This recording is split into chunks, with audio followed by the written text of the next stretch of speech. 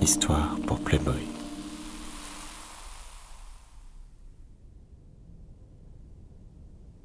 O a terminé son séjour à Roissy, maison d'apprentissage où son amant René l'avait fait séjourner. Après l'avoir installé à Paris, dans un appartement, il l'emmène chez Sir Stephen, sorte de frère aîné et mentor à qui il entend la livrer. Au moment de la scène, elle est à demi nue, sur un sofa, et attend.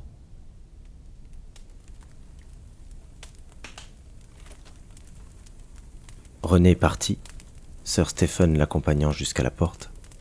Elle attendit donc seule, sans bouger, se sentant dans la solitude plus exposée et dans l'attente plus prostituée qu'elle ne l'avait éprouvée quand ils étaient là.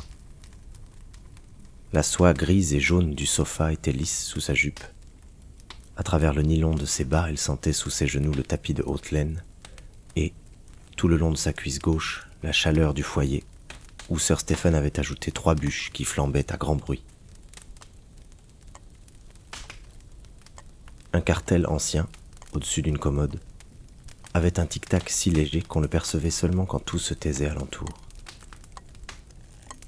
O l'écouta attentivement, songeant à ce qu'il y avait d'absurde dans ce salon civilisé et discret, à demeurer dans la posture où elle était.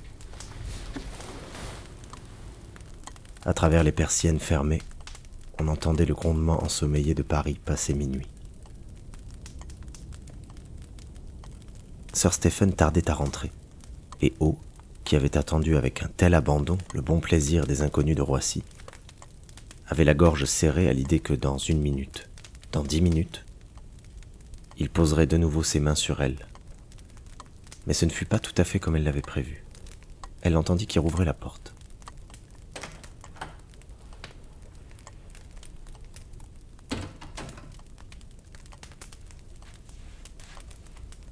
Traversait la pièce. Il resta quelque temps debout, le dos au feu, à considérer O. Puis d'une voix très basse, il lui dit de se relever et de se rasseoir. Elle obéit, surprise et presque gênée. Il lui apporta courtoisement un verre de whisky et une cigarette, qu'elle refusa également.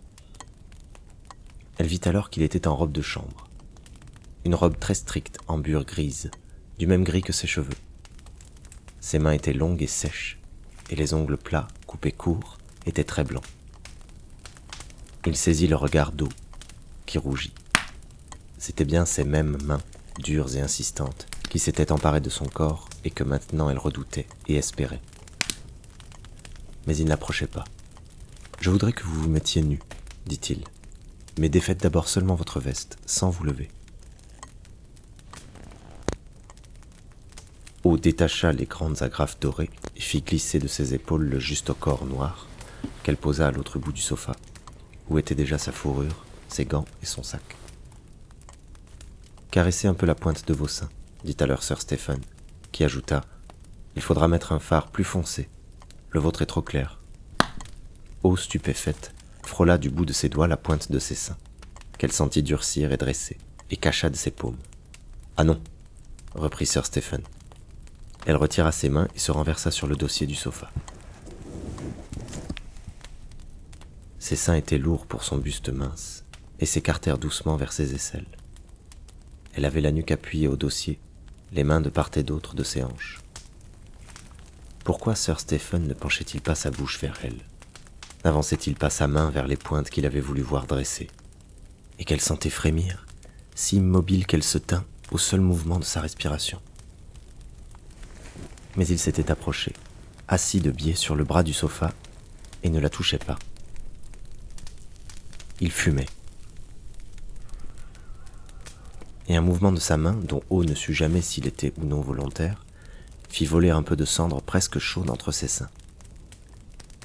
Elle eut le sentiment qu'il voulait l'insulter, par son dédain, par son silence, par ce qu'il y avait de détachement dans son attention. Pourtant il la désirait tout à l'heure. Maintenant encore, il la désirait. Elle le voyait tendu sous l'étoffe souple de sa robe. Que ne la prenait-il, fût-ce pour la blesser? O se détesta de son propre désir et détesta Sir Stephen pour l'empire qu'il avait sur lui-même. Elle voulait qu'il l'aimât, voilà la vérité, qu'il fût impatient de toucher ses lèvres et de pénétrer son corps, qu'il la saccageât au besoin, mais qu'il ne pût devant elle garder son calme et maîtriser son plaisir. Il lui était bien indifférent, à Roissy, que ceux qui se servaient d'elle eussent quelque sentiment que ce fût. Ils étaient les instruments par quoi son amant prenait plaisir à elle, par quoi elle devenait ce qu'il voulait qu'elle fût.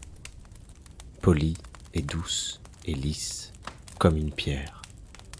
Leurs mains étaient ses mains, leurs ordres ses ordres. Ici, non. René l'avait remise à Sir Stephen.